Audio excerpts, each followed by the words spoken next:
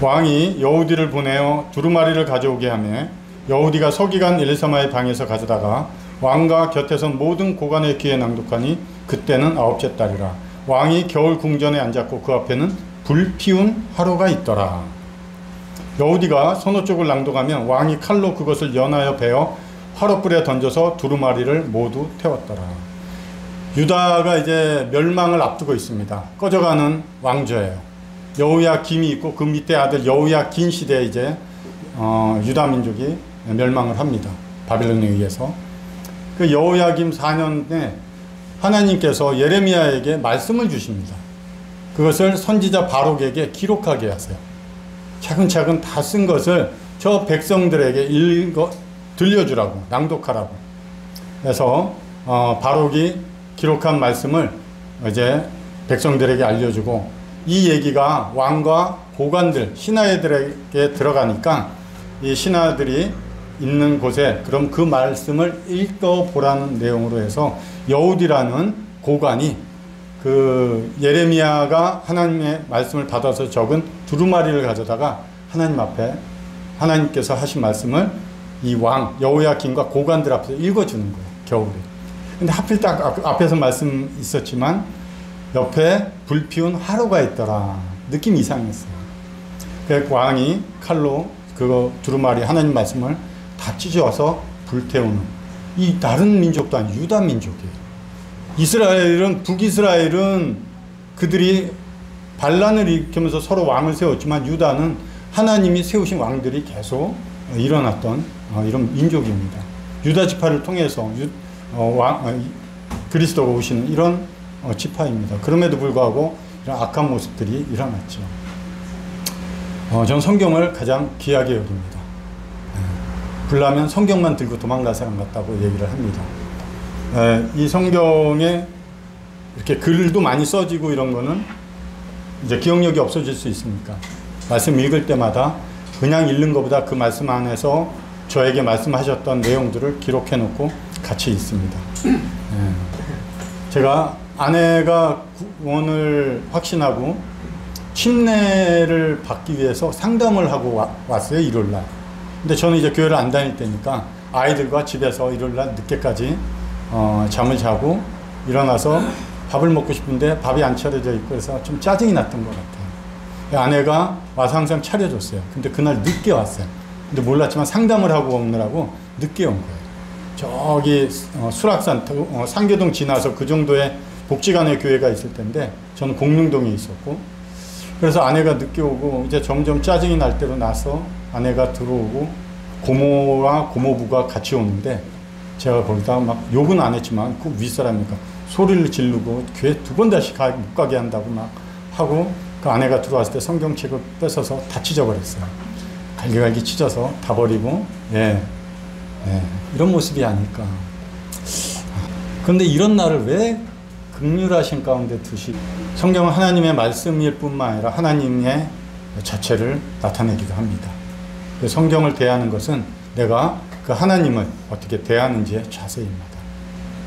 그 후로 제가 큰아이가 약간의 사고가 있어서 병원에 입원을 하게 됐는데, 옆에서 병간호를 하면서 밤에 문득 생각이 났는데, 아니 내가 그렇게 자신감 있고 아무 사람들에게나 누구에게도 도움이 필요 없이도 자신감 있게 살아가던 이런 자였는데, 막상 아이 옆에서 아이가 아프고 혹시라도 장애인이 될지 모른다 이런 얘기 들으면서 해줄 수 있는 게 아무것도 없었어요. 야, 내가 뭔가 다 할 수 있다고 생각했는데 아무것도 해줄 수 있는 게 없구나 막상. 그러면서 골목에 나와서 술을 이렇게 한 잔 두 잔 그냥 혼자서 먹고 있으면서 미국으로 이제 고모분의 가정이 다 이민을 갔어요. 이민을 갔는데 거기다 전화를 해서 얘가 이렇게 아픈데 내가 할 수 있는 게 없다. 혹시 고모가 얘기하던 하나님이 계시면 한번 기도 좀 해줘라. 난 기도할 자격이 없다. 그래서 기도 요청을 했고, 다음날 지금 생각하면 2명의 훌륭한 용사들이 2명이 왔습니다. 저랑 동갑인 형제와 저보다 한 6, 7살 많은 또 형제님 한 분이 오셔서 기도해주고 교회 나올 것에 대해서 권유를 해줬어요.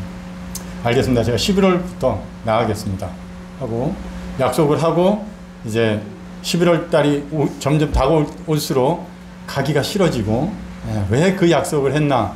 아이가 조금 멀쩡히 거의 나아가요. 그러니까 이제 점점 약속은 점점 식어가는 거죠. 아이가 아팠으면 또 모를까. 근데 진짜 더 많이 아팠으면 교회도 안 다녔을 것 같기도 해요. 하나님의 적정한 수준이 있다고 생각을 합니다. 저는. 그 사람을 부르는 그 방식이 있고 그 기준이 있으신 것 같아요.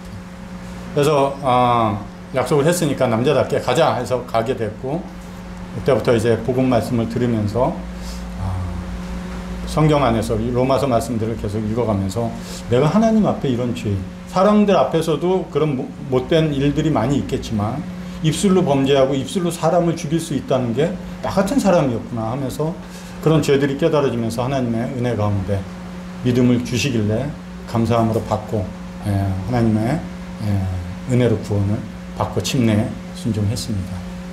너무나 좋은 거예요. 성경이. 뭐 쉬는 날이고 뭐고 읽다 보면 새벽 4시에 뭐 특히 그때 새벽 4시까지 자꾸 읽었던 건 레위기예요. 너무나 재미없는 제사법 같은데 너무나 재밌는 거예요. 그거는 이제 맥킨토시의 모세오경이라는 책과 함께 공부를 하고 개인적으로 하고 있었는데 너무나 좋은 거예요. 그 안에서 예수 그리스도와 그분의 은혜를 발견하면 발견할수록 잠이 안 오는 거예요. 아침에 조금 자고 또 갔다가 오면 빨리 와야죠. 왜? 성경을 봐야 되니까. 그래서 성경을 또 보고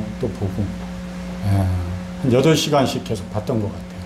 그러다가 조금 이제 적응이 되고 주님 앞에 성경의 1차적인 내 삶을 두자 그래서 기도하면서 준비한 건 사독이었습니다. 그래서 사독을 계속 해서 나갔고요. 이제 최근에는 조금 한 반 정도 줄은 것 같아요. 다른 준비하거나 뭐 이런 게 그래서 바빠지는 건 좋지 않다. 늘 앞선 선배님들의 말씀이 비로소 깨달아지는데 그래서 성경을 계속 읽게 되고 박정희 선생님도 늘 가까이 계시면서 성경을 먼저 대하라. 그리고 책을 읽어라. 교재는 10에서 20%만 읽어라. 성경을 읽어라. 근데 책이 재밌었어요. 그럴 때마다 올바른 신앙생활을 바로 잡아줬어요. 성경을 통해서 교재를 이해하고 배워라. 교재를 통해서 성경을 배우지 마라. 그럼 반대다. 잘못하면 오류가 많이 생기고 너가 잘못된 성경과 다른 방향의 믿음의 생활을 할 수도 있다.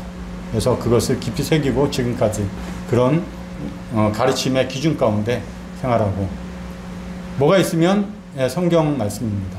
저도 외우려고 외운 건 아닌데 어떤 성경 말씀을 자꾸 읽다 보니까 익숙해지고 그 말씀은 어딘지 몰라도 어디 정도 있겠다 해서 찾아서 교제하고 그래서 제가 제 의견을 전할 때는 제 생각 안 전하려고 될 수 있으면 하나님의 말씀이 이렇기 때문에 이렇게 생각합니다 하는 게 제가 교제하는 내용의 방식입니다.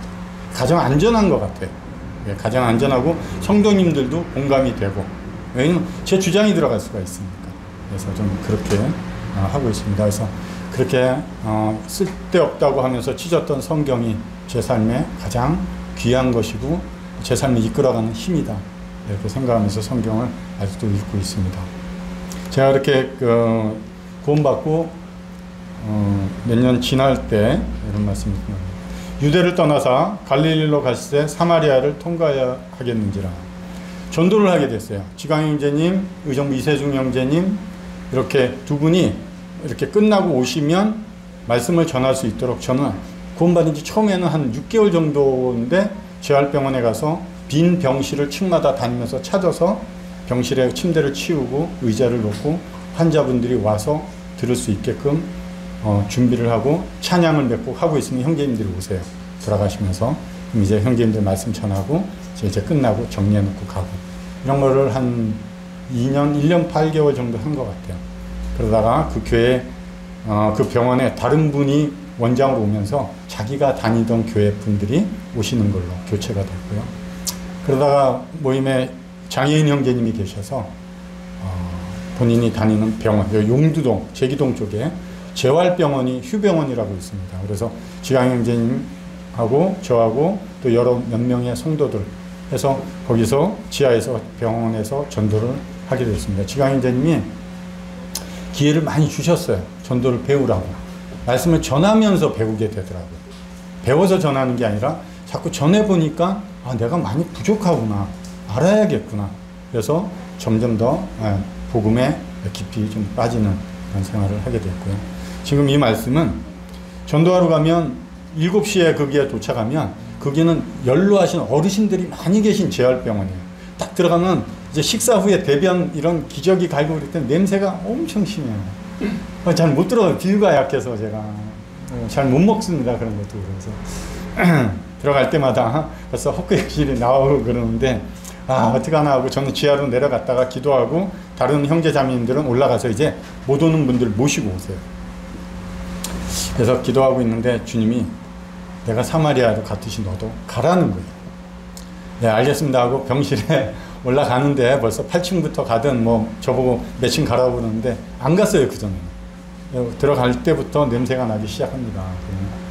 그런데도 어떻게 합니까? 또 하나님이, 주님이 가셨으니까 말씀에 의지해서. 그래서 모시러 왔습니다 이러면 좀 일어나세요. 남자분 또 할머니들도 저기 계시고 그러는데, 그러면서 배운 거는 먼저 이제 말씀을 드리면, 이분 일어나서 이렇게 앉혀드리고 자 신발을 신어야 돼요. 휠체어 타기 전에 신발 신는데 5분. 그리고 내려오시고 모으면 발식 난다고 해서 물 한 컵 드리면, 종이컵 같은데 물 드리면 이 몸을 장애가 풍이 많이 있는 분들에서 떨리니까 물을 드리면 한 반 이상은 쏟아요. 그럼 물을 몇 모금 못 드세요. 그럼 또 조금 드리고, 휴지 이렇게 종이로 된 건 아예 못 드시고. 그러면서 배운 게, 야, 내가 신발 신으면서 감사해 본 적이 있나? 한 번도 없었어요. 우리 다 성도님들 어떠신지. 아침에 신발 신고 나면서 하나님 감사합니다. 아직도 습관이 잘 안 되는데 늘 마음에 깨달아지는 게 그거예요. 신발 신으면서 내가 감사해 본 적이 있는가? 물 한 컵 시원하게 마시면서 내가 하나님께 감사해 본 적이 있는가? 그것을 통해서 보고 배웠습니다. 건강을 나에게 왜 주셨는가? 저 아픈 분들 가서 섬기라고 준 거지. 너 건강하게, 너 마음대로 뭐 살라고 하는 게 아니라 너에게 건강을 준 이유가 있단다 말씀해서, 그 병원에 한 7년 정도 저희가 거의가 아니고 빠지지 않고 갔고, 추석, 성탄절 이럴 때마다 교회 성도님들이 오셔서 행사를 해주고, 그래서 거기서 믿음을 고백하고 이런 분들도 많이 계십니다. 아직도 기억이 나고 그럽니다.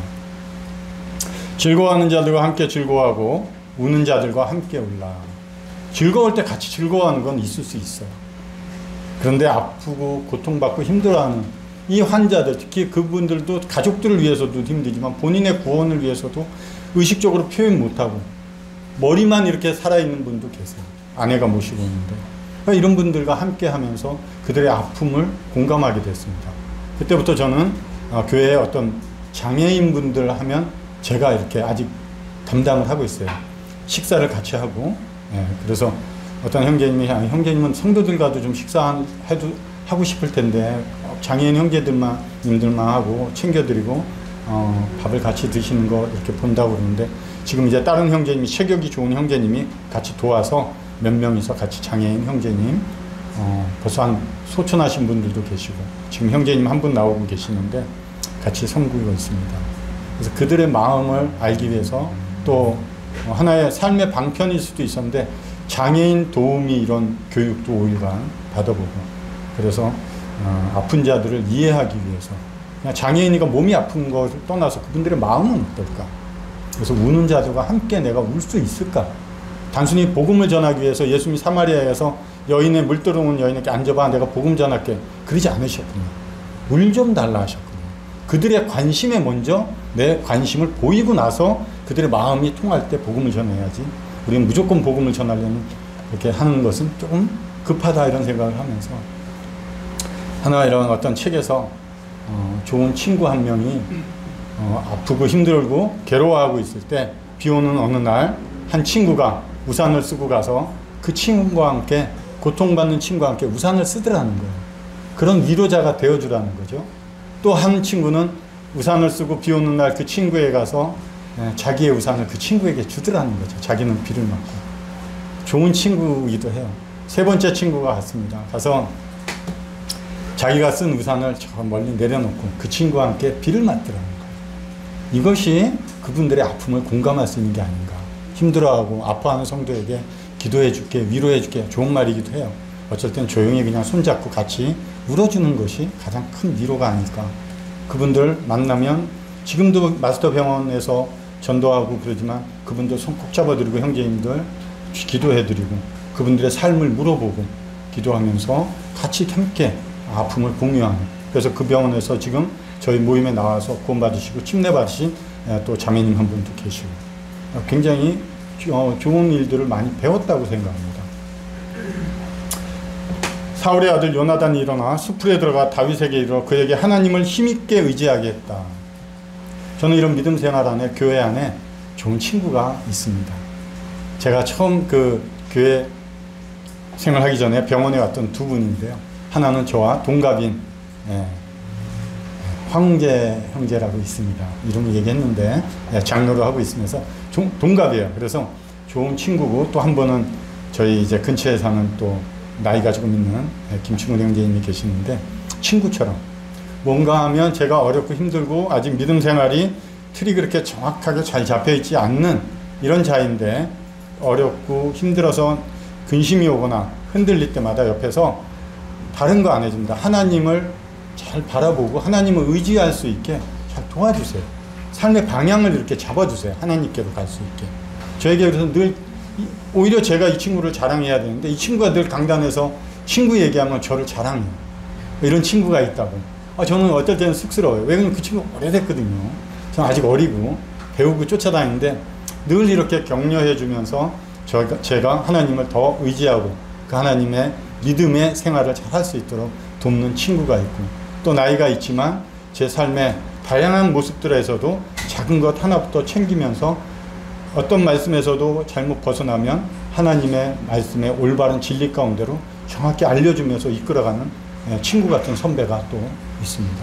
그런 분들로 인해서 저는 믿음 생활을 잘 하고 있다고 이렇게 말씀드립니다. 제가 잘해서 그런 게 아니라 저를 위해서 기도하는 성도님들이 많이 계세요. 그렇기 때문에 제가 함부로 안 살려고 그래요. 제가 제 원하는 건 포기하고 싶고 낙심되고 이럴 때마다 힘을 얻는 건 그렇지, 이 나 같은 자 때문에, 나 같은 자를 위해서 누군가 기도하고 있지, 우리 성도님들 기도하고 있지, 거기서 다시 힘을 얻고 일어나는 용기를 가질 때가 많이 있습니다. 그래서 주변에 나에게 그런 친구가 있기도 하지만 저도 이제 누군가의 이런 믿음을 도와주는 친구가 되려고 노력하고도 있습니다. 그것이 성도 간의 좋은 모습이 아닐까 생각합니다. 하나님이 이르시되 이리로 가까이 오지 말라. 내가 선 곳은 거룩한 땅이니 내 발에서 신을 벗어라. 제가 2009년에 침례 순종을 하고요.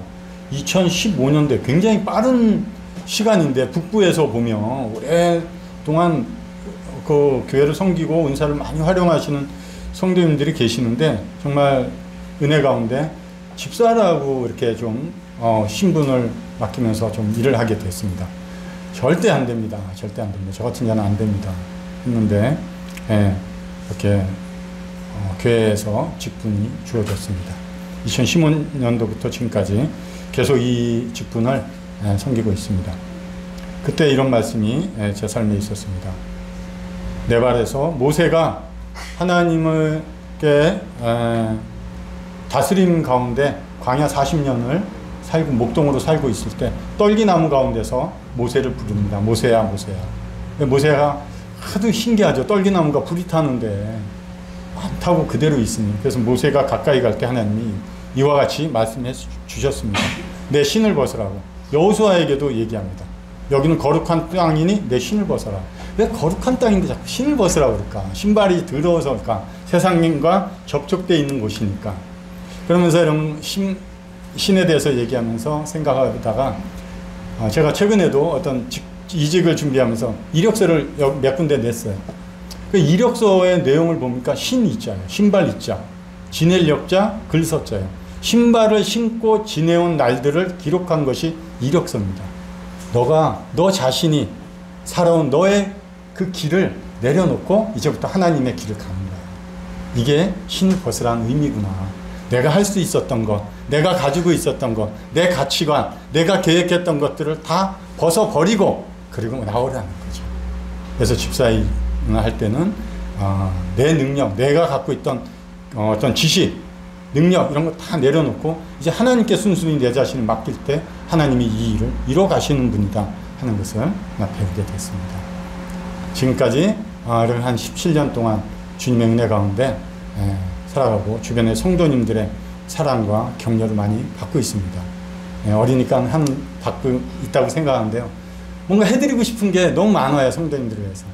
아직까지 세 가지 크게 기도하고 마음의 소원을 두고 있는데, 여호와를 기뻐하라, 그가 내 마음의 소원을 너에게 이루어 주시리라. 시편 37편 4절을 꼭 붙들고 소원을 하는 게 있습니다. 하나는 끝까지 복음을 전하는 이 달려갈 길을 마칠 수 있도록 하는 것. 두 번째는 특별히 노성도님들 예전부터 그런 마음이라서요. 몸이 불편하시잖아요. 불편한 몸에 어떤 부분에 도움을 줬으면 좋겠어요. 제가 구원받기 전에 교회도 안 다니고 그럴 때 저희 할머님이 92세 소천하셨는데, 그 할머님 때 계신 같은 분들이 안나자매, 노성도님들이, 자매님들이 기도하시는 가운데 제 기도가 몇 년이 뭡니까? 10몇 년, 20년 동안 끊이지 않고 기도를 했어요. 저는 그 기도 덕분에 돌아왔다고 생각합니다. 이제 그 노성도님들의 불편한 몸의 일부가 되어주고 싶은 거예요. 제가 어머님 모시고, 그전에 이제 봄이나 이런 거 하면 시간이 좀 자유로우니까 2달에 한 번, 3달에 한 번, 1달에 한 번 병원을 예약됐는데 제가 모시고 가야 돼요. 차를 태우고 모시고 가서, 다리가 아프시면 휠체어에 해서 진료 시간, 그 다음 앉아 계시라고 그러고 약도 처방 받아와야 되고 수납도 해야 되고, 그러고 나오면 거의 한 4시간 반나절이 가요. 아침에 8시에 가도. 이 노성도님들이 할 수 있을까? 이게 그냥 동네 가는 거면 괜찮은데. 그래서 어떤 그런 이동의 도우미를 좀 해드리면 어떨까? 아직까지 북부에 이 간증은 하지도 않았어요. 마음에 두고 있는 거예요. 주님이 그 길을 열어주셨다는 계기가 되면 저는 교회에다 얘기해서 이 일을, 남은 삶을 이렇게 살고 싶은 생각이 있습니다. 하나는 이제 청년들을 위한 사역인데요. 그건 아직까지 좀 기도하고 있어요. 우리 청년들이 지경을 좀 넓혀가는 청년들이 되는데 도움을 주고 싶은 마음이 있습니다. 하나님께서 그 마음의 소원을 이루어주시기를 간절히 기도하는 마음으로 신앙생활하고 있습니다. 오늘 두 번째 이렇게 말씀의 주제는 간증과 함께 두 번째는 예수님의 제자에 대해서 한번 나누고자 합니다. 예수님의 제자에 대해서 성경의 많은 부분에 언급하고 있습니다. 그런데 요한복음에 기록된 내용을 통해서만 오늘 한번 말씀을 나누고자 합니다. 예수님의 제자들의 모습이 아니라 제자는 어떤 자인가? 그럼 나는 예수님의 제자인가? 구원받았으면 다 제자죠. 별도로 우리가 구원받은 자와 제자를 성경에서 나누지 않는다고 저는 분별을 하고 있습니다. 예수님을 내 인생을 포기하고 예수님을 따라가는 자가 제자입니다. 그래서 한번 말씀을 나누고자 합니다. 누구든지 자기 십자가를 지고 나를 따르지 않는 자도 능히 내 제자가 되지 못하리라. 이 말씀은 십자가를 져야 돼, 이런 내용보다는 누가복음 14장의 특별한 이 주제는 따르는 것에 대한 주제입니다. 내가 따르고 있느냐는 거예요. 내가 예수님을 따르지 않고 내가 원하는 대로 내 방식대로 살아간다면 나는 예수님의 제자가 아닙니다. 따른다는 것이 제자고, 제자의 특징은 그 예수님을 따라가는 거예요. 우리는 예수님부터 선생님인 예수님으로부터 배웁니다. 많은 지식을 습득해요. 그 지식이 중요한 것이 아니라는 거죠. 지식은 필요합니다. 삶의 변화를 가져오기 때문에. 그러나 그분이 가르치신 지식을 단순히 습득하는 과정을 넘어서 이제 내 삶이 그분과 함께 동행하는 삶에 있다는 것이죠. 이것이 제자의 특징입니다. 한번 좀 보겠습니다. 그들이 곧 그물을 버려두고 예수를 따르니라. 갈릴리 해변에서 요 뒤에도 또 2명의 형제가 나오지만 베드로와 안드레가 그 바다에 던질 그물을 깁고 있었어요. 자신의 삶의 목적, 그리고 삶의 가치, 방법을 위해서 하고 있던 일들은 물고기 잡는 그물을 가지고 있었습니다. 그것이 있어야지 자신들이 이 땅 가운데서 살아갈 수 있는 유일한 방법이에요. 그거 없으면 굶어 죽는 거죠. 그들의 삶의 가치는 그물에 있었습니다. 여기에 너무나 많은 내용이 있을 줄 알았는데 없습니다. 예수님이 나를 따르라, 딱 이 한마디래요. 근데 따르더라고요. 어떻게? 곧 즉각적인 반응이 오더라고요. 과연 지금인 나도 예수님을 따라 이러면 저희를 따라가야 되는가 말아야 되는가 좀 생각해보고 고민해봐야 될 시간이 있지 않을까 하는데, 여기에 반응은 곧 따랐습니다. 즉각적인 반응입니다. 이 말씀에 권위가 있다고 생각합니다. 저는. 이분은 지금 말씀하시는 분이 누구예요? 창조주입니다. 피조물에게 얘기하시는 거예요. 그리고 그분은 왕입니다. 주권을 가지고 얘기하시는 거예요. 나를 따르라 하면 따라야 돼요. 잠깐만요. 제가 좀 하던 일이 있는데 이 일 좀 마치고요. 다양한 자신의 필요를 먼저 어필하는 분들이 많이 계시죠. 전도하거나 구원의 문제를 얘기하고 그럴 때도 많이 그렇죠. 요번 시험 잘 보고 좀 끝나면 제가 교회 좀 열심히 다녀서 성경 좀 읽겠습니다. 요번 직장 뭐 좀 잘 되면 하다가 아직까지도 오랜 기간 동안 안 되는 분들 많이 있는 것을 또 봅니다. 따르는 데는 포기할 게 필요합니다. 따르는 건 순종이에요. 근데 순종에는 포기가 필요하더라고요. 그물을 버려두고 따랐다. 이 그물 없으면 저 굶어 죽어요. 이거 있어야 돼요. 그런데 사람들이 이렇게 얘기를 어떻게 하냐면, 그럼 너 하던 일을 그만두고 제가 그럼 뭐 지금 이거 먹고 살아야 되는데 일을 하지 않고 따라야 됩니까? 그것이 구원받는 겁니까? 하나님의 말씀은 그렇지 않다. 내 가치가 어디 있어요? 이분들 물고기 잡는 어부입니다. 예수님이 이분들을 어떤 신분으로 불러요? 사람을 낚는 어부로 부르는 거예요. 어부에서 어부로 부르는데 물고기냐 사람이냐 가치와 방법이 달라지는 거예요. 목적이 달라지는 거죠. 우리의 부르심은 어디에 있었냐는 거예요. 난 그냥 단순히 천국 가는 그 결과에만 만족을 할 것인가? 그렇지 않다는 거예요. 구원받은 것은 즉시 생명이 들어와서 그때부터 부활의 생명으로 살아가는 능력이 내 삶에 주신 거예요. 할 수 있는 능력이 있는 거예요. 단순히 천국 가는 게 아니죠. 그 이상이죠. 하나님 없이도 살아왔던 익숙한 자리를 떠나셔야 돼요. 이게 전도할 때도 그렇지만 지금 구원받은 성도님들도 어떻게 보면 시간이 오래되거나 안주하시는 분들도 있기 때문에 하나님이 다시 한번 격려해, 일침을 놓기보다는 하나님 격려하세요. 위로하세요. 낙심하는 자들에게. 그래서 다시 한번 일어나서 힘을 내자. 내가 너에게 힘을 줄게 하는 이런 위로의 격려의 말씀이라고 생각됩니다. 내가 예전에는 어떤 사람이었는데 지금은 좀, 예전에 그런 분이었으면 지금도 잘해야 되는 거예요. 과거로 인해서 지금의 나를 해석하는 거는 좋지 않습니다. 지금 나는 어떠냐는 거예요. 지금. 그게 중요한 거예요. 내가 예전에 막 이랬는데 그럼 지금 어떠냐는 거예요. 지금 나는. 예수님은 지금의 나의 모습을 굉장히 관심 있게 보고 계십니다.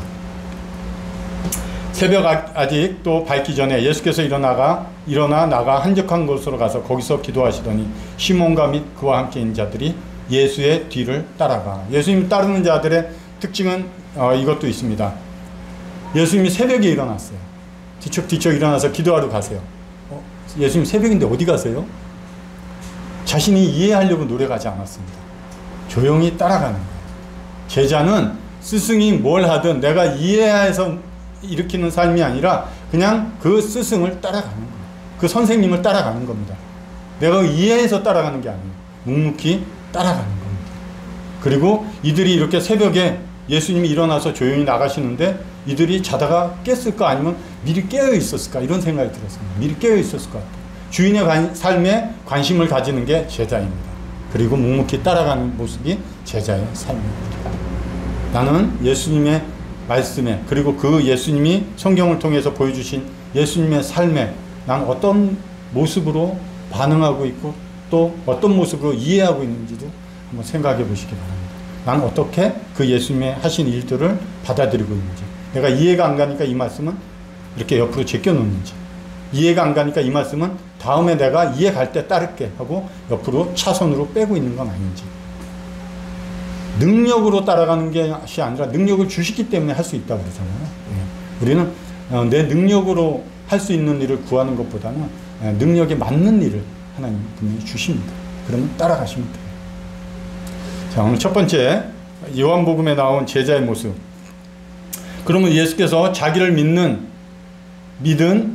유대인들에게 이르시되 너희가 내 말에 거하면 참으로 내 제자가 되고. 첫 번째 말씀은 내 말에 거하는 자입니다. 하나님 말씀에 거한다는 것은 그 말씀 아래 살아가고 있는 거예요. 그 말씀에서 벗어나지 않고 묵묵히 그 말씀하신 분을 기다리는 자의 삶이 제자라는 거예요. 말씀에 거한다는 것은 또 순종하는 것이기도 합니다. 그것을 벗어나려고 많이 해요. 왜?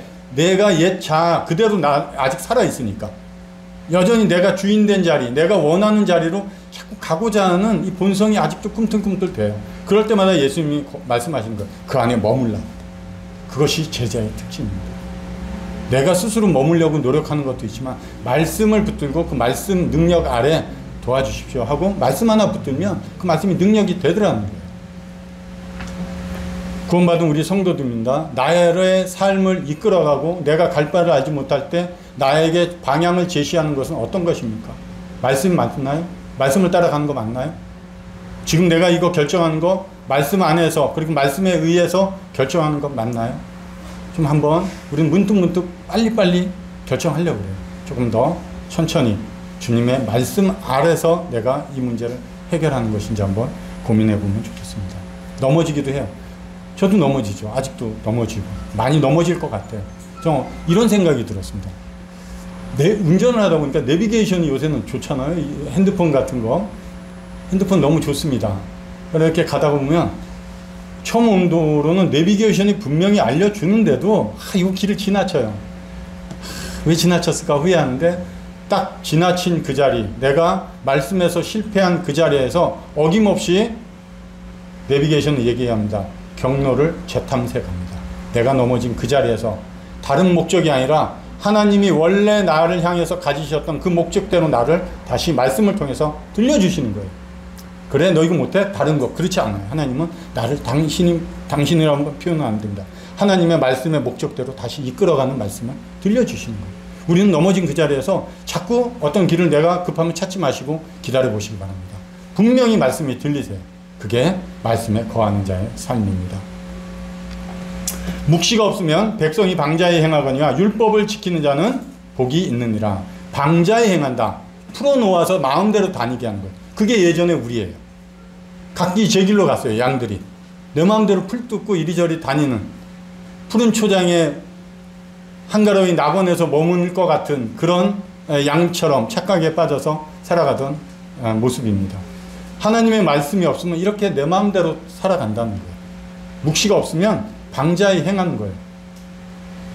우리가 하나님 말씀이 지금 나의 삶에 악을 행하고자 하는 것들을 억제시키고 있습니다. 율법이나 하나님의 말씀 이 모든 것들이 여전히 악을 행하기 좋아하는 나의 옛 본성을 억제시키는 능력이 있어요. 그렇기 때문에 하나님 말씀을 가까이 하셔야 됩니다. 그렇지 않으면 하나님이 보시되 방자에 행한다. 못되게 함부로 이런 걸 떠나서 너가 또 예전에 너의 주인된 삶의 자리로 네가 또 돌아가는 거예요.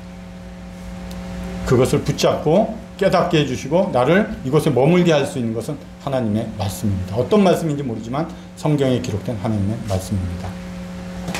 또 내게 보이신 것이 이러하니라. 다림줄을 가지고 쌓은 담 곁에 주께서 손에 다림줄을 잡고 서셨더니. 선지자 아모스를 통해서 하나님이 수직으로 다림줄 혹시 아시나요? 우리 자녀들 잘 모르죠. 지금은 뭐 전자계측기가 있지만 예전에 우리 보르꾸라 그러나요? 벽돌 같은 걸로 담 쌓았잖아요. 골목 옆에. 우리 집이야 우리 담벼락 할 때 담은 이런 벽돌보다 좀 큰 걸로 이렇게 하나하나씩 쌓았습니다. 근데 이걸 처음에 그냥 몇 장 쌓을 때는 괜찮아요. 근데 높이 쌓을 때는 이 다림줄이 있어야 돼요. 긴 줄에 또 수직으로 된 줄에다가 원뿔로 된 쇠가 있어요. 그러면 그걸 이렇게 원뿔이기 때문에 그것이 곱게 내려간다는 거죠. 수직이라는 거죠. 그러면 거기에 맞춰서 벽돌을 한 장 한 장 쌓아야 돼요. 그렇지 않으면 이거 무시하고 내 생각, 내 기준대로 쌓으면 처음에는 잘 쌓아지는 삶 같아요. 그러나 점점 그 시간이 지나면 이 담이 휘어지고 넘어질 수 있다는 거예요. 우리의 삶의 오늘 하루의 삶의 기준은 하나님이 주신 말씀입니다. 이 다림줄 하나님이 얘기해요. 하나님의 말씀을 가지고 말씀인 다림줄을 가지고 이스라엘 백성 가운데 그 다림줄을 딱 주고 기준점으로 삼고 계시는 거예요. 그것이 우리 삶의 잘못된 악한 행위에 대한 잣대일 수도 있어요. 그럼 그거 버려야 됩니다. 너 잘못했어 이런 것만 갖고 혼내기 위해서 다림줄을 갖고 계신 게 아니에요. 올바른 삶을 쌓아가기를 바라시는 거예요. 하나님. 우리 하나님 잘못 오해하면 하나님과 성경을 오해하면 예수 그리스도를 버릴 수가 있어요. 오해해서 그래요. 잘 모르니까. 그래서 오늘의 내 다림줄 아니면 내 삶의 다림줄은 어딘가. 모든 문제의 마스터키는 하나님의 말씀이라고 말씀드렸습니다. 말씀에서 찾으시면 분명히 하나님 말씀하십니다. 왜? 살아계시니까. 저에게 관심이 있으니까. 아들을 내어주시면서까지 저를 아들 삼으셨으니까. 결코 간과하지 않으시는 분이 하나님 말씀입니다. 좌우를 살펴 사람이 없음을 보고 그 애굽 사람을 쳐 죽여 모래 속에 감추니라. 아담과 하와가 그 말씀에 거하는 걸 실패했죠. 그로부터 많은 사람들이, 모든 사람들이 하나님의 말씀에 거하는 걸 실패했습니다. 그 중에 대표적인 또 이 사람의 모습이 나타났어요. 모세입니다. 40년 동안 얼마나 잘 먹고 잘 싸우고 그리고 이런 삶의 좋은 것들을 많이 배웠습니까? 공부도 많이 했죠. 그러니까 하나님이 불러주신 모세오경을 기록할 수 있는 지혜가 있었던 거예요. 그런데 하나님을 향한 열정이 좋았죠. 그 히브리 사람을 애굽 사람이 때리는 것 보고, 자기의 동족을 때리는 걸 보고 모세가 발끈했습니다. 딱 성경에 기록됐어요. 좌우에 사람이 없음을 보고. 모세가 왜 실패했나요? 위에 계신 분을 보지 않았습니다. 위를 볼 줄 알아야 돼요. 그리스도인들은 좌우에 사람 보고 살아가는 자가 아니잖아요. 누굴 바라봐요? 늘 위를 보고 바라보고 살아가는 자입니다. 간혹 정치 얘기하는 분들도 있어요. 좌파니 우파니. 전 관심 없습니다. 전 위파니까. 네, 전 관심 없어요. 아예 나라에 관심 없는 거 아니지만 기도는 해야겠지만 자꾸 뭔가를 나누려고 그래. 땅에 있는 것을 좌측이냐 우측이냐. 아니요, 저는 위파입니다. 절대적으로 위파입니다. 그건 누구도 변하게 할 수도 없습니다. 말씀합니다. 모세가 실패한 이유, 말씀에 거하지 않았다는 거예요. 우리 인생에 문제점이 생기는 것, 어디서부터 문제점이 생겼는지. 하나님이 나를 징계하시는 걸 수도 있어요. 징계는 사랑이니까. 그러나 어디로 불러오고 싶은 거예요? 말씀 아래 다시 불러오게 하시는 게 하나님의 마음입니다. 우리가 말씀 아래, 그리고 이렇게 말씀, 이렇게 항상 우리가 눈에 볼 수 있게. 그래서 신명기 6장, 신명기 8장 계속해서 하나님의 말씀을 우리 부모 세대에게만 안 줘요. 너희 자녀 세대에게도 부지런히 가르치래요. 왜? 그런 말씀이, 그런 믿음이 다음 믿음의 세대까지 이어지기를 바라시는 거예요. 이것이 실패한 사람의 모습, 이런 실패한 모습을 보면 내가 어떻게 해야 된다는 게 알려지니까 어떻게 하라기보다는 이런 모습을 좀 보여드렸습니다. 예수께서 돌이키사 제자들을 보시며 베드로를 꾸짖어 이르되 사탄아 내 뒤로 물러가라. 내가 하나님의 일을 생각하지 아니하고 도리어 사람의 일을 생각하는도다. 하나님의 일을 생각하지 않고 사람의 일을 생각했습니다. 예수님이 자신이 죽고 부활할 것에 대해서 얘기했어요. 부활에는 관심이 없어요. 왜? 경험하지 못했으니까. 죽는 거에 대해서 관심이 있었어요. 베드로가 얘기했죠. 절대 주님에게 그런 일이 일어나게 못하게 제가 맡겠습니다. 아주 자신 있게 얘기했어요. 좋은 모습이죠. 네, 예수님의 책망을 들었습니다. 사탄아. 그 마음이 지금 어디를 향해서 가고 있냐면 자신의 의지와 자신의 생각 가운데 있는 거예요.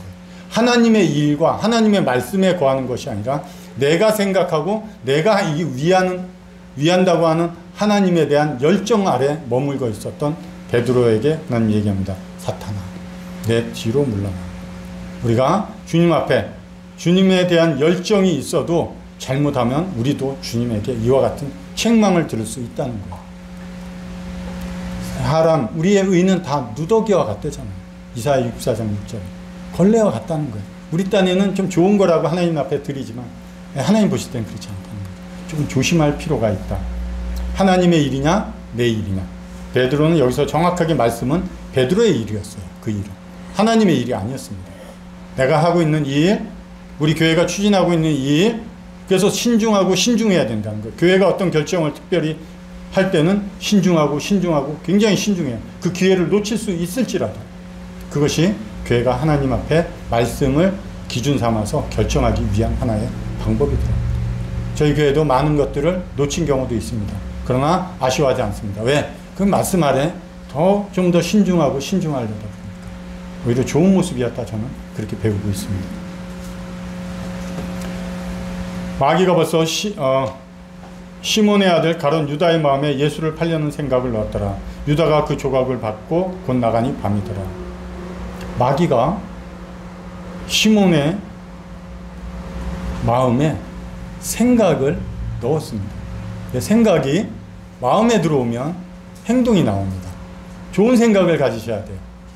말씀이 내 생각을 지배할 것이냐, 마귀에게 내줘서 마귀가 내 생각을 지배할 것이냐. 가룟 유다는 자신이 예수님을 찾는 목적이 분명했습니다. 돈이었죠. 가짜 제자가 있는 거예요. 여 안에도. 이 가짜 제자는 목적이, 예수님을 따르는 목적이 예수님의 영광, 아버지의 영광 아니었습니다. 자신의 필요를 채우기 위해서 따랐습니다. 그리고 결국 실행을 했습니다. 그 실행한 시각이 언제였다고요? 밤이었더라. 어둠 속으로 그는 들어갔습니다. 끝내 그 인생이 어둠이 되었습니다. 안타까운 거죠. 그렇죠? 기회가 있었음에도 불구하고. 회개와 반성은 다른 거죠. 반성을 했죠.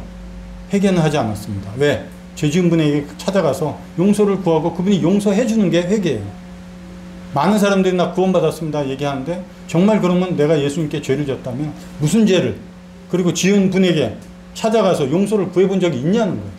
그냥 십자가에서 예수님 내 죄 때문에 죽으셨다고 하니 그 사실을 믿으면 구원받는다고 하니 그냥 사실만 가져오는 거예요. 내가 예수님 찾아갔나요? 고백했나요? 그런 내용이 없더라. 가룟 유다는 끝내 혼자 자기가 반성하고 끝을 자기 일의 삶으로 끝을 냈어요. 예수님 안 찾아갔습니다. 회개하지 않는 삶은 결국 밤속으로 들어가더라는 거예요. 우리 야곱도 그렇죠. 축복의 땅 가나안을 떠날 때 해가 지더라. 베델에서 해가 지고 돌베개를 베고 잠을 잤다. 그 인생이 하나님 말씀 축복 안에서 축복에서 떠나는 시각이 늘 어둠이었습니다. 우리가 그렇게 들어갈 수도 있어요.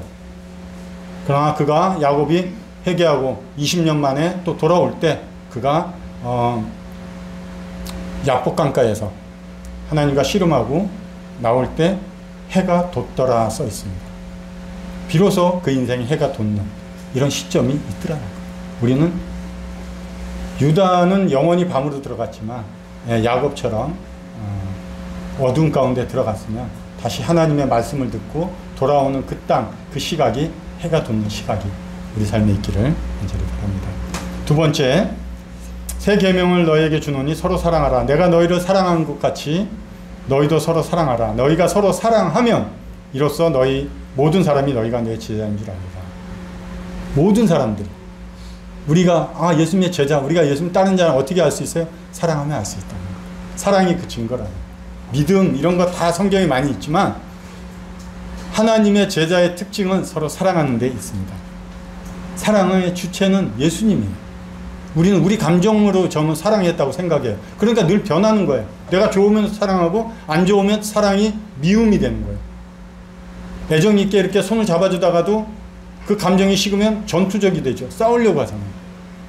그것이 우리가 갖는 사랑입니다. 주체는 항상 하나님이 예수님의 사랑이 돼야 돼요. 예수님의 사랑을 통해서 저를 사랑해야 돼요. 예수님 빠진 사랑 우리의 그냥 감정입니다.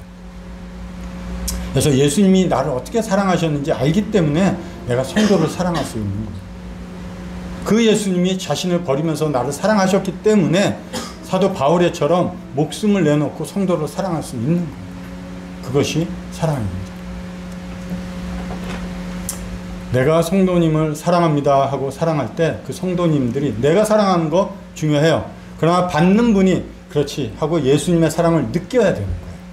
정말 중요한 건 받는 분이 느껴야 돼. 나는 그분을 사랑해. 사랑했어. 그리고 내가 이만큼 사랑한다고 뭘 통해서라도 표현했어. 그런데 받는 분이 그 사랑 가운데 예수님의 사랑을 느끼지 못하면 그 사랑은 나의 사랑. 나의 사랑. 되게 어렵죠. 저도 어려워요. 말씀이 그래요. 그래서 그 최고의 가치의 기준을 두고 우리는 계속해서 닮아가려고 노력하셔야 됩니다. 야곱이 라헬을 사랑함으로 7년을 며칠 같이 여겼더라. 며칠 같이. 정말 성도 사랑하면 그 성도님 보고 싶은 주일날, 저희 아내가 그래요. 주일날 가장 좋아하는 주일날 아침 새벽부터 일어나서 말씀 보면서 교회 가서 뭐 할까 뭐 너무 생각이 많아요. 가고 싶은 거예요. 빨리 가서 보고 싶은 거예요. 저를 안 보고 싶어 하는 분도 계시겠죠. 그냥 전 보고 싶은 거예요. 교회 가고 싶은 거예요. 거기 보면 세상 어느 누구보다도 익숙한 분들이에요. 17년? 아니요. 몇 년 안 된 분들도 보고 싶어요. 제 안에 계신 주님의 마음이 그렇다 이렇게 생각이 듭니다. 누가 이 세상의 재물을 가지고 형제의 궁핍함을 보고도 도와줄 마음을 닫으면 하나님의 사랑이 어찌 그 속에 거하겠느냐. 자녀들아, 우리가 말과 혀로만 사랑하지 말고 행함과 진실함으로 하자. 정말 성도의 사랑, 어려우면 도와줘야 되는 거예요. 더욱게 하라, 가라, 또 뭐 기도해 주겠다, 좋은 말씀 맞아요. 그러나 실질적으로 필요한 것도 도와주는 게 성도의 사랑이다. 어떻게 궁핍함을 보고 내가 기도할게. 네, 맞습니다. 해야죠. 그러나 우리가 실질적인 도움을, 성도의 아픔을 도와줄 때 또 성도의 사랑이 증거되고 그게 열매가 돼요. 저는 이런 간증, 도움받은 간증이 많아요. 그래서 제가 지금 일하는데 한 3개월 됐는데 얘기하면 그런 교회 처음 들었대요. 그런 교회 처음 들었대요. 그래서 저는 모르겠습니다. 네, 말씀드릴게요. 시간 가고 있는데 구원받은 지 얼마 안 됐을 때 어느 형제님이 집에 에어컨이 저렇게 큰 게 왔어요. 어느 형제님이 전화 와서 에어컨 받으라고. 그래서 기사가 다 와서 설치하길래 뭐 안 받을 수도 없고 왜 에어컨을 보내줍니까? 형제 집에 갔더니 집이 이제 조금 작았어요. 아이들도 있는데 조그만 벽걸이 가장 작은 거 그게 이제 거실에 이렇게 한쪽에 있으니까 다들 그 앞에 이렇게 모여야지만 조금 시원할 수 있을 것 같은데 그걸 보고 그 형제님의 삶이 결코 저보다 이렇게 집 금열은 더 작아요. 거실이 없어요. 그럼에도 불구하고 자기 입에 있던 먹어야 될 것을 내어서 성도의 배고픔을 채우는 그 삶이 있었습니다. 처음에는 나에게 뭐 요구할 게 있나? 바라는 게 있나? 나 가진 것도 없는데 내가 뭐 해줄 만한 것도 없는데 잘못 보신 것 같은데 그렇게 오해도 했습니다. 또 한참 있다가 큰애가 대학 갈 때쯤 되니까 큰 돈을 저에게 주셨어요. 근데 저는 대학 등록금은 마련이 돼 있는데 왜 이 형제님께서 또 주셨을까? 그 가정 어려워요. 정말 답답했어요. 이렇게 그 딸도 어렵고 그러는데 아프기도 하고 병원비도 많이 들어가는데 너무 이렇게 받는 건 고마운데 그래서 하나님 왜 제게 이런 걸 주셨습니까? 기도하고 있는 가운데 좀 지나서 어느 형제님의 아내가 매우 아프셨어요. 큰 병원에 큰 돈이 들어가는 거예요. 하나님 여기 주라고 하시는가 보다 하고 드렸어요. 어떻습니까? 그 형제님은 저에게 주실 때 기뻤죠. 받은 저도 기뻤어요. 근데 제가 또 그 형제님 들을 때 기뻤어요. 근데 그 형제님도 받으셨을 때 기뻤을 거예요. 액수는 변하지도 않고 그게 뭐 어디 사라진 것도 아니에요. 그러면서 기쁨을 나누게 하시는 하나님. 이게 실질적으로 도우라는 의미 같아요. 뭘 내 걸 다 퍼서 막 주라 이런 것도 있겠지만 그렇게 하면 내 안에 그 하나님이 주시는 기쁨. 하나님이 주셨으니까 하는 거야.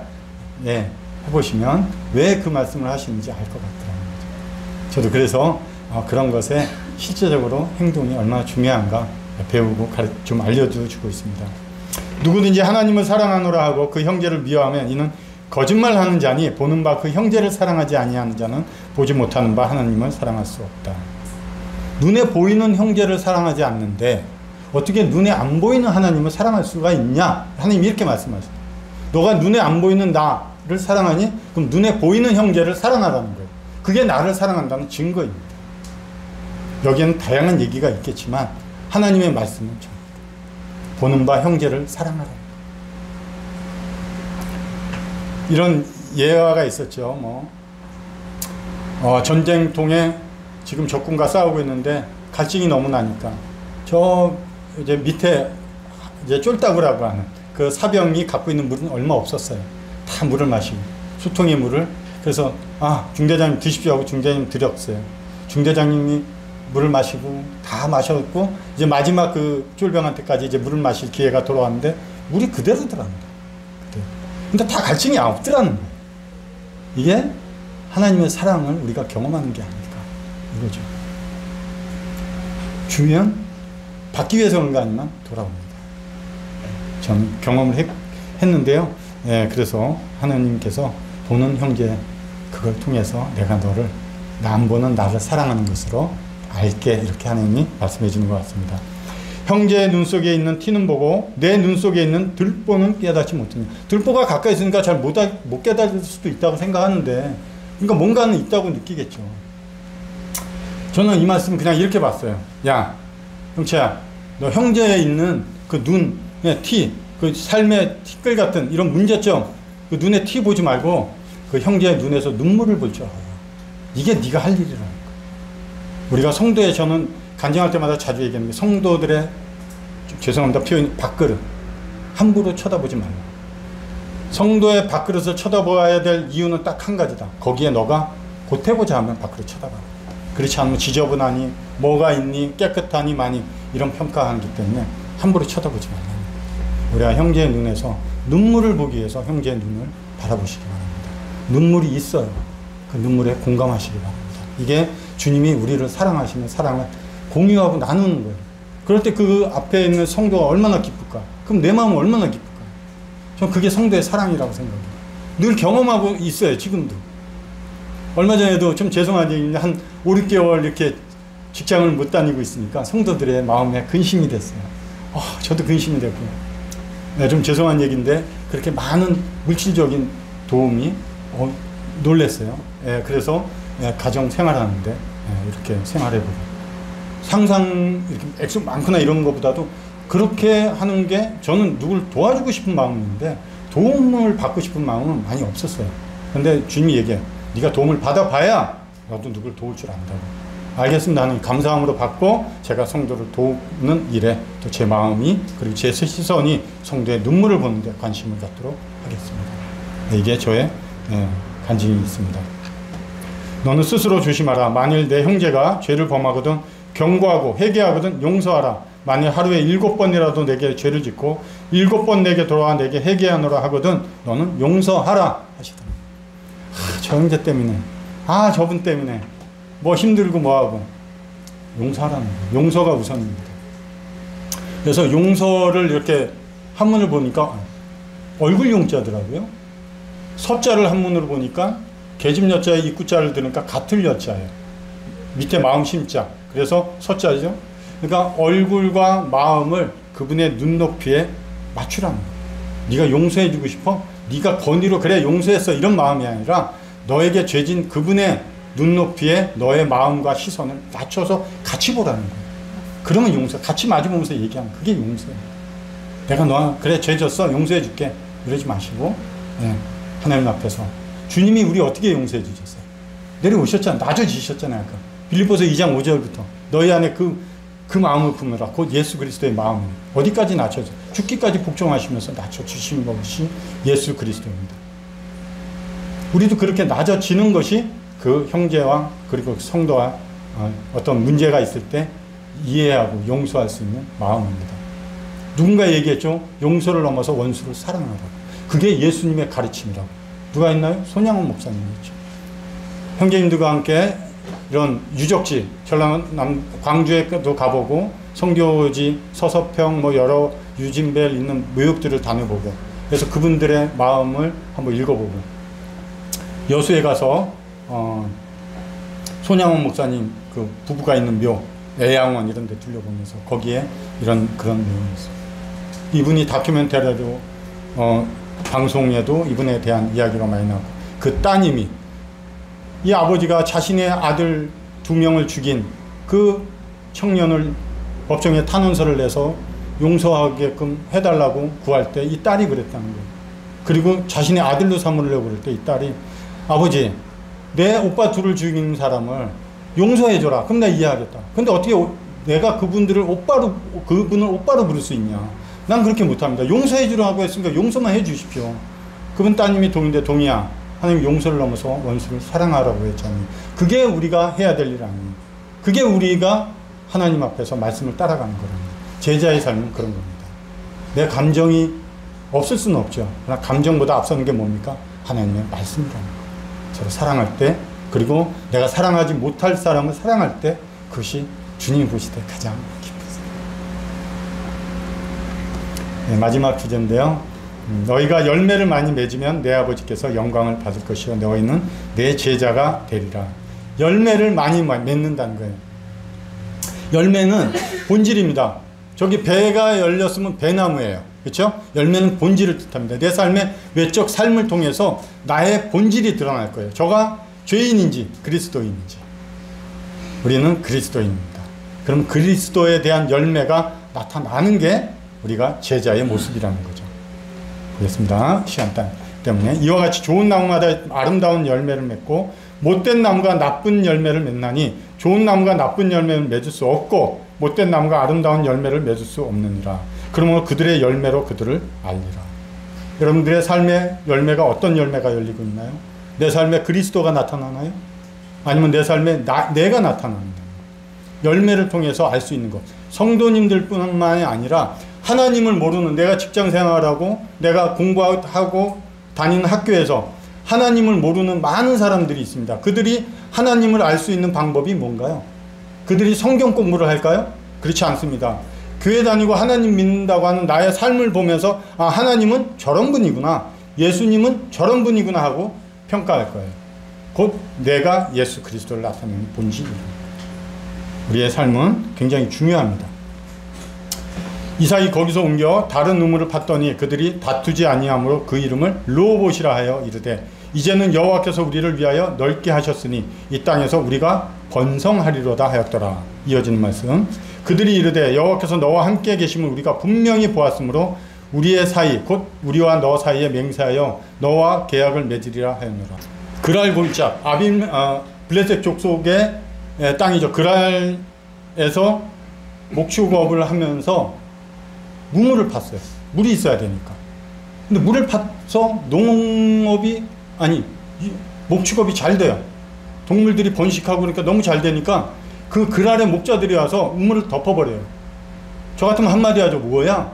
왜 그래? 내가 열심히 노력해서 만든 건데 하고 한마디 할 겁니다. 근데 아무 말 없이 옮겨서 우물을 팝니다. 거기서 목축업을 또 그 양들과 짐승들의 물을 먹이죠. 이들이 또 와서 시기해서 또 그 우물을 메꿉니다. 정말 가만히 안 있을 거예요. 그러나 이들은 아무 말 없이 또 옮깁니다. 또 쫓아와요. 죄는 참 질겨요. 그런데 우물을 팠는데 또 와서 우물을 메꿉니다. 또 옮겨가요. 저는 회사를 한 5년 다닌 회사에 최근에 6층에 르호봇이라고 써 있어요. 이게 성경에 나오는 르호봇인데 무슨 회사인지는 잘 모르겠어요. 다만 하나님을 믿는 그런 어떤 가치를 가지고 운영하는 회사다, 이렇게 생각이 돼요. 르호봇이 그 지경을 넓히는 거잖아요.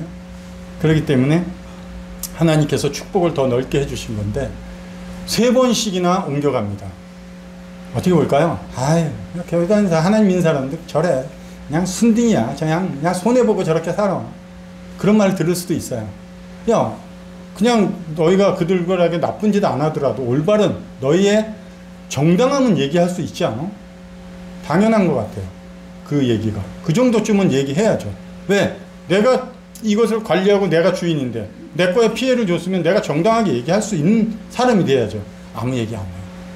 그러고 나서 이들이 4번째 판 우물이 다투지 아니하였다 해서 르호봇이다, 이렇게 이름을 줬습니다.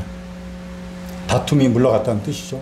그런데 잠시 후에 그때 그랄 목자들의 주인 되는 이 아비멜렉, 그랄 왕이죠. 족속의 왕이고 군대장 친구 아우삭과 군대장관 비골이 와서 하는 얘기예요. 하나님께서 너희와 함께 하시면 봤다는 거예요. 하나님께서 뭘 함께 하는 모습이 있었을까요? 그냥 옮기고 묵묵하고 피해보고 피해본 거예요. 그런데 이들이 얘기하는 거는 너희 삶에서 하나님을 봤다는 거예요. 상당히 놀라운 간증이 아닐까 하는 생각이 듭니다. 내가 할 소리 하고 싶죠. 정당한 소리 하고 싶죠. 내가 할 만큼만 하면 되는데 그렇지 않더라는 거예요. 그리고 나서 우리와 너희의 서로 싸우지 말자, 이제 좋은 계약을 맺자 하고 먼저 찾아오는 거예요. 우리의 삶이 주변의 사람들에게 어떤 영향력을 주고 있는가 굉장히 중요합니다. 교회 다니는 사람들 유심히 쳐다보고 있어요. 예수님을 많은 사람들이 지켜보았다 써 있습니다. 지켜보고 있어요. 저희들 사람. 시냇가에 심은 나무가 철을 따라 열매를 맺으며 그 잎사귀가 마르지 아니함 같으니 그가 하는 모든 일이 다 형통하리로다. 여기 시냇가에 심은 나무가 철을 따라 열매를 맺는다. 철을 따라. 우리가 자녀들에게도 아니면 다른 사람에게도 얘기해요. 철 좀 들어. 철 좀. 그럼 뭡니까? 말 잘 안 들으니까 말 좀 들어라, 이런 뜻 같은데 이 철이 뭔 뜻인가 보면 사시사철, 계절이에요. 사시사철을 주관해서 운영하시는 분은 하나님입니다. 하나님이 가을이라는 날씨를 허락하시면 가을이 돼서 잎사귀 색이 변하고 잠시 후에 겨울이 되면 잎사귀가 떨어집니다. 철 좀 들어야 돼요. 하나님이 주관하시는 그 가운데 자신의 삶의 모습들이 바뀌어야 되는 거예요. 그게 철 드는 거예요. 우리 어른들도 철이 안 들었어요. 저도 철이 안 들었어요. 주님은 지금 가을이랬는데 저는 여름 땡볕처럼 다니고 있으면 철이 안 든 거예요. 그래서 철을 따라 하나님은 아름답게 하십니다. 시냇가에 심은 나무, 그 생명수 가운데 우리가 있어서 자라고 하나님이 거기에 심으셨다 그러면 철을 따라 변해야 되는 거예요. 하나님 말씀에 따라 변해가는 겁니다. 그게 하나님의 제자의 모습입니다. 잎사귀 마르지 않고 형통하다 이런 뜻을 가지고 있습니다. 아름답다는 거야. 아름답다. 물고기 우리 물속에 있으면 아름답죠. 내 침대에다 갖다 놓으면. 저 흙은 굉장히 아름다워요. 흙은 심는 대로 다 내줘요. 근데 그 흙을 내 침대에다 갖다 놓으면 네, 어디 위치에 있느냐가 중요합니다. 내가 어디에 위치해 있느냐. 하나님 말씀 아래 거하고 있다면 그게 가장 아름다운 거예요. 아름답다. 우리 많이 쓰죠. 아름다. 성경에도 아름답다. 두 의미로 나오는데 아름은 순수한 한국말이에요. 영어에는 뭐 beautiful 그런데 뭔가 꽉 채웠다 그러는데 아름이라는 것이 어떤 정확한 뜻이 없어요. 우리나라 말은 맞는데 그냥 그 여러 구전 중에 하나는 나답다는 거예요. 본질답다는 거예요. 하나님이 사람을 하나님의 모양과 형상으로 만들었어요. 그러면 사람을 통해서 하나님의 모양과 형상이 나타날 때 하나님 보실 때 아름답다는 거예요. 물고기는 자기의 위치에 있을 때 아름다운 거예요. 그걸 떠나면 더러운 거예요. 우리가 그래요. 자기 천사들 어떻습니까? 하나님이 자기 서를 떠난 천사들을 뜨거운 불 가운데 두셨다고 그러잖아요. 자기 위치를 떠난 게 더러움이에요. 하나님 그렇습니다. 더러움을 모아서 태우는 것이 지옥이죠. 네, 이렇게 해서 오늘 마지막 말씀 하나 읽고 마치겠습니다. 형제들아, 나는 아직 내가 잡은 줄로 여기지 아니하고 오직 한 일, 즉 뒤에 있는 것은 잊어버리고 앞에 있는 것을 잡으려고 표대를 향하여 그리스도 예수 안에서 하나님이 부르신 부름의 상을 위하여 달려가노라. 뒤에 있는 것은 잊어버리라는 거예요. 과거를 통해서 나를 해석하지 마시라고 앞에서 말씀드렸습니다. 과거에 내가 어떠했는데, 그렇죠? 또 과거에 내가 안 좋은 모습이 있다고 해서 나를 낙심시키거나 나를 좌절할 필요가 없어요. 과거에 얽매이지 말라는 거예요. 과거에 발목 잡히지 말라는 거예요. 너무 우리는 관계에서도 저 사람이 예전에 어땠는데, 부부관계에서도 저가 예전에 어땠는데, 그런 과거에 붙잡히면 이사야 55장 1절인가요? 움푹 패인 웅덩이, 거기서 떠낸 반석을 봐야 되는데 우리는 반석이 빠진 움푹 패인 웅덩이, 구덩이만 보고 있어요. 거기 뭐가 있어요? 아무것도 없어요. 낙심만 올 수밖에 없어요.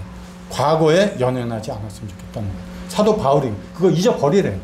자꾸 거기에 매이지 말라는 거예요. 그리고 앞에 있는 것을 잡으라는 거예요. 그게 표대라는 목적이 분명합니다. 그것을 위해서 내가 지금 뭘 해야 되냐? 달려가야 된다. 지금 안주하면 안 돼. 우리는 지금 달려가는 그런 나의 개인 신앙생활, 달려가는 우리 교회가 돼야 됩니다. 이것이 하나님께서 우리에게 주신 모습이고, 이러한 모습이 주변 많은 사람들에게 내가 하나님의 제자인 것이 증거되고 이로써 우리에게 가르쳐 주시고 내가 따라가는 그 예수 그리스도의 입가에 미소가 한박 번지는 그런 삶이 될 수 있다 말씀을 드리겠습니다.